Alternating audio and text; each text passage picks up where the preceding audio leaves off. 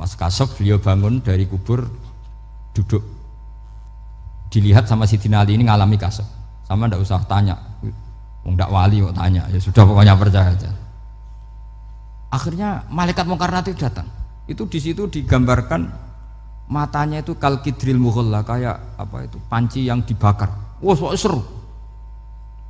Sumpah Sayyidina Ali, baru ini kamu akan takut gitu. Tapi ternyata enggak, Umar bangkit disewentak orang tua itu. Kamu tahu menghadapi siapa? Yang sopan gitu. Oh, ada sontak. Kaget malaikatnya itu karena enggak pernah ngalami disentak, mungkin itu pertama mungkin. Kaget. Memangnya kamu siapa? Saya ini teman kekasih Tuhanmu. Saya yang diandalkan temannya sebenarnya bukan dia. Ana sohibu habibillah. Saya ini temannya kekasihnya Allah. Jadi dia ngandalkan temannya sebetulnya, bukan ngandalkan dirinya. Oh, kamu temannya Nabi Muhammad? Iya, saya Umar, temannya Nabi Muhammad. Kamu harus hormat sama temannya kekasih Allah. Wah, terus mulai itu. Akhirnya matur Allah, ya Allah, apakah prosedur seperti ini bisa dinego? Saya teruskan ya supaya ini dapat barokahnya Raden Asnawi. Saya mohon sekali ya, kalimatul haqqin itu harus kamu jaga. Caranya jaga ya tadi. Kalau kamu tidak bisa ilmu mantek, misalnya al-alam mutaghayyir wa kullu mutaghayyir hadis la budda min muhdits, itu kenjelimetan. Pakai saja teori umum bahwa gambar apapun jelimetnya itu dimulai dari satu titik. Karena nggak bisa, nggak dimulai dari satu titik, nggak bisa. Maka alam apapun jumlahnya nggak terhingga tetap dimulai dari al-wahidul qahar, yaitu satu titik. Yaitu dalam konteks tauhid tentu itu Allah Subhanahu wa ta'ala. Sehingga Nabi Ibrahim itu orang paling sukses bikin waja'alaha kalimatam baqiyatan fi aqibi. Terus Nabi Muhammad begitu, sahabat gitu, sampai kita sekarang diajari ilmu mantek. Ilmu mantek itu logika yang nggak terbantahkan. Karena mau tidak mau. Kata Imam Syafi'i, fa innal uqula muttarratun ila qabulil haq, karena akal akan dipaksa menerima kebenaran. Dan itu yang terjadi di Uni Soviet. Dikooptasi 100 tahun untuk berfaham ateis, dilawan oleh ilmu, tetap menanamkan ilmu tauhid, ilmu mantek. Ketika Uni Soviet secara politik runtuh, semuanya menjadi muslim, termasuk negara-negara yang dulu dikooptasi. Maka kamu tidak usah kecil hati di Indonesia, apapun rusaknya negara ini, asal kita cara bertauhid benar, insya Allah tetap meninggal husnul khotimah. Karena sudah janjinya Allah, yusabbitu walladzina amanu bil qaulits tsabit. Sing jelas itu nomor satu tuh al qaulits tsabit. Memang itu logika yang masuk akal. Jadi jangan kira semua orang ditanya marabbuka, enggak. Banyak ulama yang enggak ditanya. Masyhur itu dalam cerita keramat-keramat.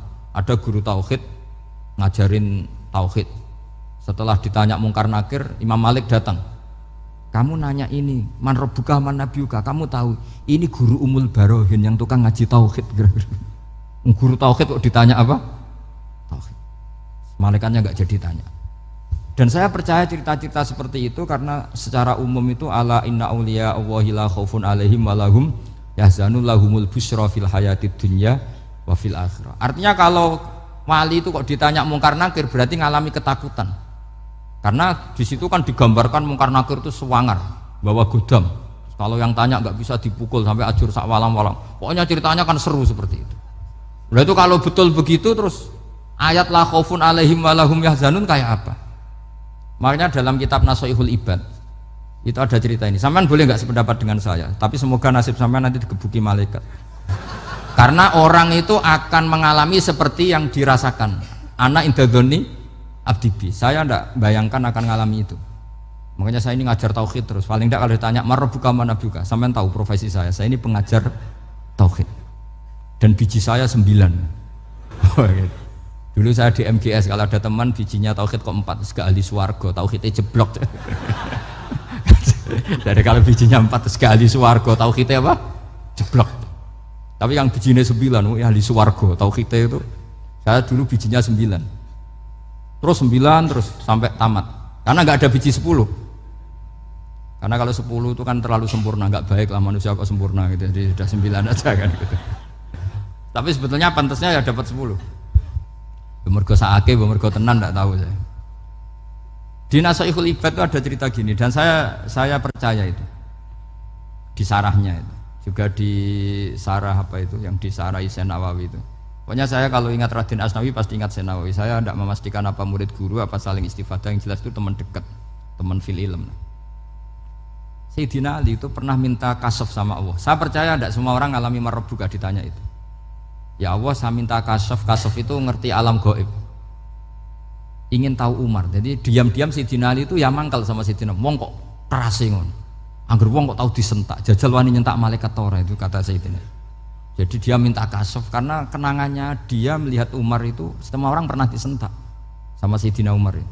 Maka Sayyidina Ali minta kasaf, ya Allah saya ingin melihat Umar menghadapi mungkar nakir. Masih garangkah apa enggak? Itu dah itu dah. Minta kasaf. Pas kasaf beliau bangun dari kubur, duduk. Dilihat sama Sayyidina Ali ini ngalami kasaf. Sama ndak usah tanya. Ndak wali kok tanya. Ya sudah pokoknya percaya aja. Akhirnya malaikat mungkar nakir datang. Itu di situ digambarkan matanya itu kalkidril mughalla, kayak apa itu panci yang dibakar. Wah, wow, seru. Sumpah Sayyidina Ali. Baru ini kamu akan takut gitu. Tapi ternyata enggak. Umar bangkit disentak orang tua itu. Kamu tahu menghadapi siapa? Yang sopan. Oh, ada sontak. Kaget malaikatnya itu karena enggak pernah ngalami disentak. Mungkin itu pertama. Kaget. Memangnya kamu siapa? Saya ini teman kekasih Tuhanmu. Saya yang diandalkan temannya sebetulnya bukan dia. Ana sohibu habibillah. Saya ini temannya kekasihnya Allah. Jadi dia ngandalkan temannya sebetulnya bukan ngandalkan dirinya. Oh kamu temannya Nabi Muhammad? Iya saya Umar temannya Nabi Muhammad. Kamu harus hormat sama temannya kekasih Allah. Wah terus semulai itu. Akhirnya matur Allah. Ya Allah. Apakah prosedur seperti ini bisa dinego? Terus sama Allah, oh iya katanya, kamu kalau menghadapi kekasih saya ya jangan seperti itu katanya. Semenjak itu beliau sopan santun, dua mungkar nakir katanya. Jadi ini berita gembira. Jadi sebetulnya itu enggak. Tapi kita ini kan enggak punya nyali nyentak mungkar nakir.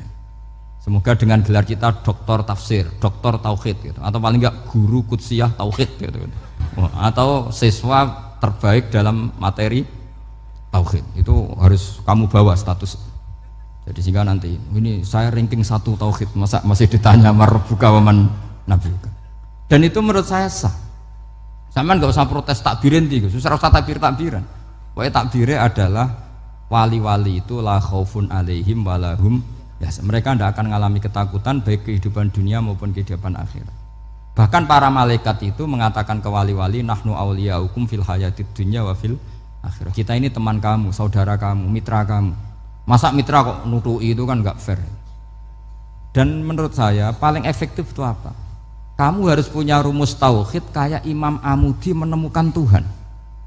Imam Amudi itu menemukan Allah itu lewat ilmu matematika. Dan itu Allah saking senengnya disuruh ngajari para malaikat.